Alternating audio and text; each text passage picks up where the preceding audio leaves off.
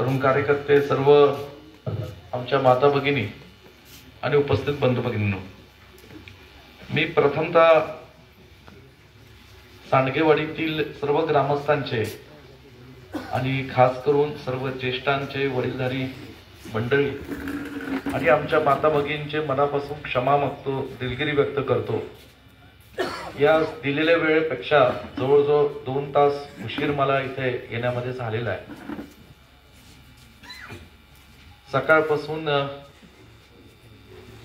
काही राज्यातील नेतेगणांचे फोन मला येत होते आणि त्याचबरोबर काही कार्यकर्ते मोठ्या संख्येने मला अचानकपणे पलूस गिरणीवर भेटायला आले होते। या सगळ्यांना ते काम संपून त्यांची पहिल्या गावामध्ये गेल्यानंतर तिथेही गावात फेरी काढून अचानक तिथे श्राद्धाचाही कार्यक्रम होता, तिथेही जावं लागलं आणि कळत न कळत प्रत्येक गावामध्ये अपेक्षापेक्षा जास्त अर्धा तास वाढत गेल्यामुळे आज इथे उशीर झालेला आहे।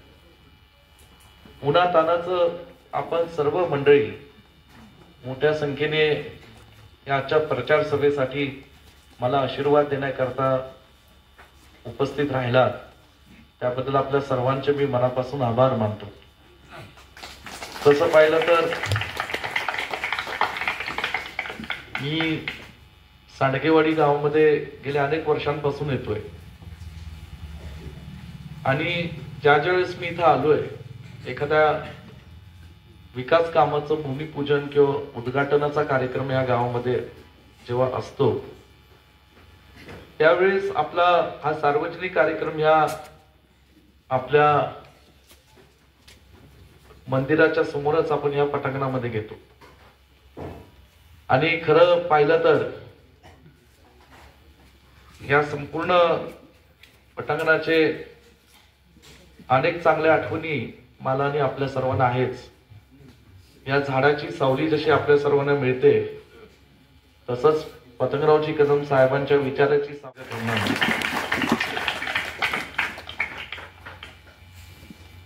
आज गावामध्ये गेले 45 वर्षाहून अधिक काळ कदम कुटुंबाचा आणि सांडगेवाडी गावाचं हे नातं राहिलेलं आहे। आदरणीय पतंगरावजी कदम साहेबांनी ज्या काळात आणि ज्या परिस्थितीतून त्यांच्या सार्वजनिक जीवनाची सुरुवात केली, मग त्यांच्या शिक्षण पूर्ण झाल्यापासून ते वयाच्या 16 वर्षी जेव्हा ते पुण्यामध्ये गेले आणि शिक्षक म्हणून जेव्हा त्यांनी नोकरी केली, तदनंतर भारतीय विद्यापीठाची स्थापना केली। भारतीय विद्यापीठाचं काम हे विटातून आणि या परिसरातून जेव्हा सुरू झालं, त्यावेळेस पासून या परिसरातल्या अनेक लोकांची पतंगरावजी कदम साहेब आणि मोहनराव कदम दादांचे संबंध राहिलेले। शिक्षणातून समाजकारण, समाजकारणातनं राजकारण आणि राजकारणातनं पलूस कडेगाव आणि तत्कालीन असणारा भिलोडे अंगी मतदारसंघाचा विकास, या ध्येयनी साहेब गेले 50 वर्षाहून अधिक काळ या मातीमध्ये काम करत राहिले। 1985 ची आठवण तात्यांनी सांगितली। जुने आदरणीय दादा सुद्धा या व्यासपीठावर उपस्थित आहेत आणि 85 ला काळ आणि परिस्थिती वेगळी होती।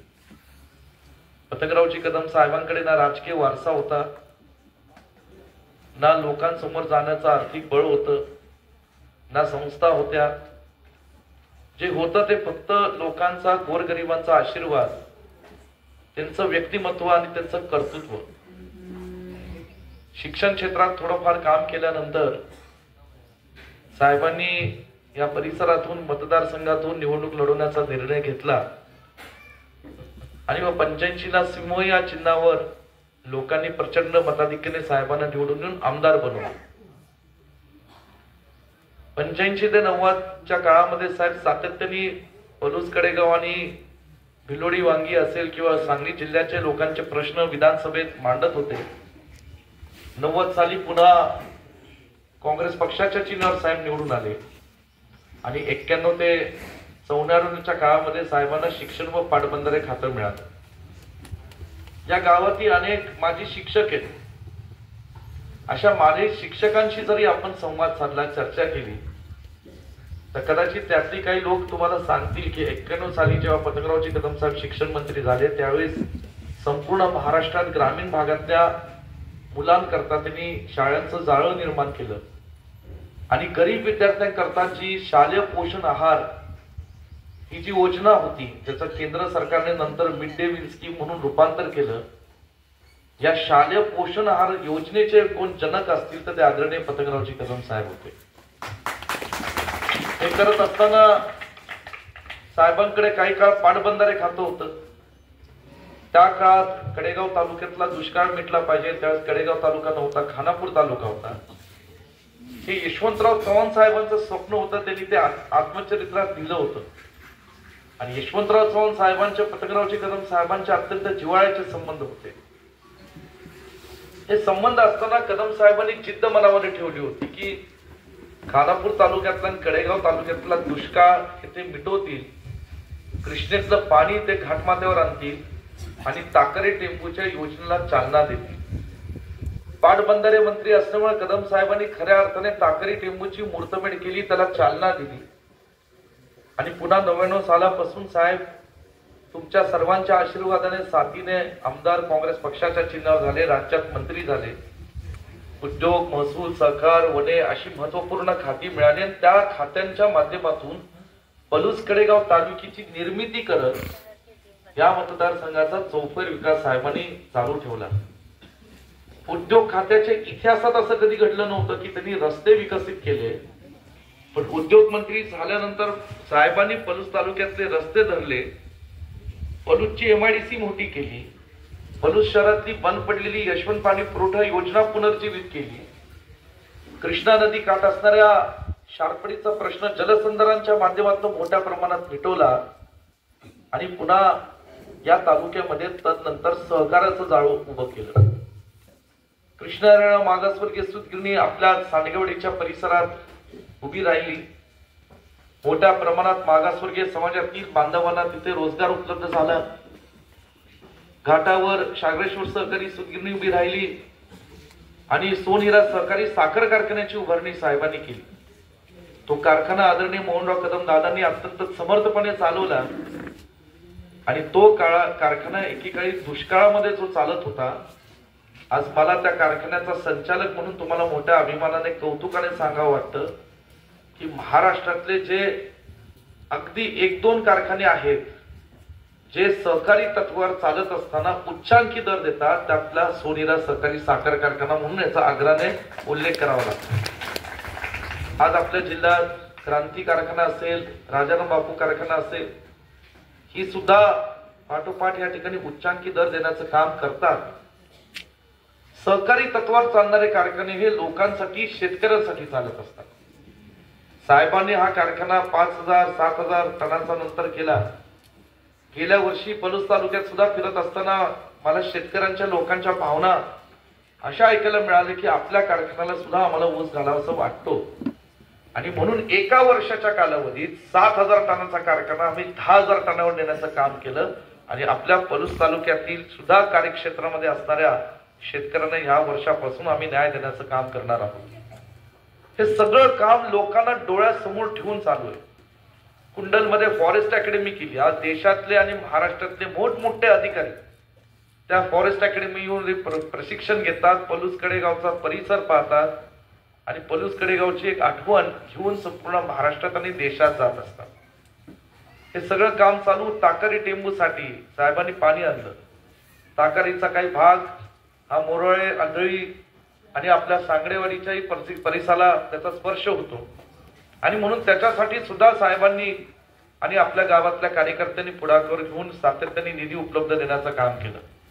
मला अभिमान वाटतो सांगायला की टेंबू योजनेसाठी जवळजवळ 95% निधी हा पतंगरावजी कदम साहेबांनी उपलब्ध करून दिला होता ज्यावेळेस ते राज्याचे कॅबिनेट मंत्री म्हणून काम करत होते. हे सगळं करण्याकरता एकच कारण होतं की लोकांचा, शेतकऱ्यांचा प्रपंच संसार उंचवला पाहिजे. आज शेतकऱ्यांना त्यांच्या पिकाकरता योग्य दर कारखान्याच्या माध्यमातून मिळतो, कारण त्यांच्या शेतकऱ्यांच्या बांधापर्यंत आज या ठिकाणी पाणी पोचण्याचं काम हे आदरणीय पतंगरावजी कदम साहेबांनी केलेले. एकीकडे साहेबांचं काम चालू असताना दुःखद त्यांचं निधन 2018 रोजी झालं. तुम्ही सगळ्यांनी मला सांभाळलं, आमच्या माता भगिनी सुद्धा तुम्ही मला पदरात घेतलं, ज्येष्ठांनी आशीर्वाद दिला, धीर दिला, आधार दिला. मला पहिलं वाटत होतं की व्यक्तिगत एक मुलगा म्हणून हा दुःखाचा डोंगर माझ्यावर कोसळला, पण जेव्हा हजारोनी माणसं पलूस कडेगाव तालुक्यातील आणि जिल्ह्यातील महाराष्ट्रातली सोनसळला येत होती, तेव्हा मला लक्षात आलं की हा दुःखाचा डोंगर पलूस कडेगावच्या लोकांवर कोसळलाय. अशा परिस्थितीत पुरा तुम्ही मला बिनविरोध निवडून दिलं, मी कामाला लागलो. 2019ला प्रचंड मोठं नैसर्गिक संकट कृष्णा नदी काठ असणाऱ्या गावांमध्ये महापुराच्या रूपाने आलं. त्यावेळेस सगळ्या महाराष्ट्राने पाहिलं, मी 25 दिवस जीव ओतून तिथं लोकांना, गोरगरिबांना मी मदत करत होतो. मला आज सांगायचंय की तिथं आम्ही साहेबांच्या पुण्याईने सरकार काय करत होतं भाग सोडून द्या, पण लोकांच्या मदतीचं एक आम्ही प्रति सरकार उभं केलं होतं कृष्णा नदी काठ, असं म्हणलं तर चुकीचं ठरणार नाही. एवढी प्रचंड मदत त्या काळामध्ये आम्ही लोकांनी केली. हे सगळं आपण डोळ्यांनी पाहिलं. पुन्हा आपण लोकांनी आशीर्वाद देऊन 1,62,000 निवडून दिलं. खरं राज्यात सरकार येईल की नाही मला वाटत नव्हतं. सरकार आलं, मी राज्यमंत्री झालो. महात्मा ज्योतिराव फुलेंच्या नावाने कर्जमाफी झाली राज्यातल्या शेतकऱ्यांची. आणि पुन्हा 2020ला करोनाचा प्रादुर्भाव आला. करोनाच्या या प्रादुर्भावात सुद्धा एकदा नाही, दोनदा नाही, 4-4 वेळा या सांडगेवाडीमध्ये आलो होतो. प्रांत, तहसीलदार, आरोग्य अधिकारी, पुरवठा अधिकारी घेऊन आलो. या चौकात आम्ही सोशल डिस्टन्सिंग ठेवून मास्क घालून आम्ही संवाद साधत होतो. कुणाला काही अन्नधान्य कमी पडतंय का, कुणाला हॉस्पिटलची वेळ हवी का, कुणाला रेमडेसिवीर ऑक्सिजन लागतं का, ही चौकशी करून जेव्हा शासकीय यंत्रणा कमी पडली तेव्हा सांगली येथील भारतीय हॉस्पिटलचे दरवाजे 365 दिवस 24 तास आपल्या गोरगरिबांसाठी खुले ठेवले आणि लागेल ती आरोग्य सेवा देण्याचं काम आम्ही केलं. हे सगळं काम चालू असताना विकासाचं कामही चालू होतं. मी गेले परवा जेव्हा निवडणुकीचा अर्ज कडेगाव इथे भरला, आपल्या दोन्ही तालुक्यातली जवळजवळ 15,000हून अधिक माणसं त्या ठिकाणी मला आशीर्वाद, शुभेच्छा देण्याकरता आली होती. मी जाहीरपणे त्या ठिकाणी लोकांसमोर सांगितलं की जवळजवळ 1200 कोटीचा विकास निधी या दोन्ही तालुक्यांमध्ये मागच्या 6 वर्षाच्या कालावधीमध्ये मी आणला. हे आणत असताना या ठिकाणी आपण सगळे माहिती आहे की बुर्ली सुरेगावचा पूल असेल, कुंडलची पोलीस स्टेशनची नवीन इमारत असेल, कडेगावच्या पोलीस स्टेशनची इमारत असेल, पीडब्ल्यूडीचे दोन्ही तालुक्यातले नवीन कार्यालय असतील, पुसे सावळीपासनं कडेपूर, कडेपुरातनं पुन्हा वांगी, वांगीतनं पुन्हा मोहिते वडगाव, देवराष्ट्र, कुंडल, रामानगर, बुर्ली, अमनापूर आणि अंकलकोप, आष्टा असे 3च महाराष्ट्रात एशिया बँकेचे रस्ते मंजूर झाले होते. त्या तिन्हीपैकी एक 263 कोटीचा पूर्ण कॉन्क्रीटीकरणाचा रस्ता हा तुमच्या विश्वजित कदमाने कडेगाव पलूस मध्ये आणलेला होता.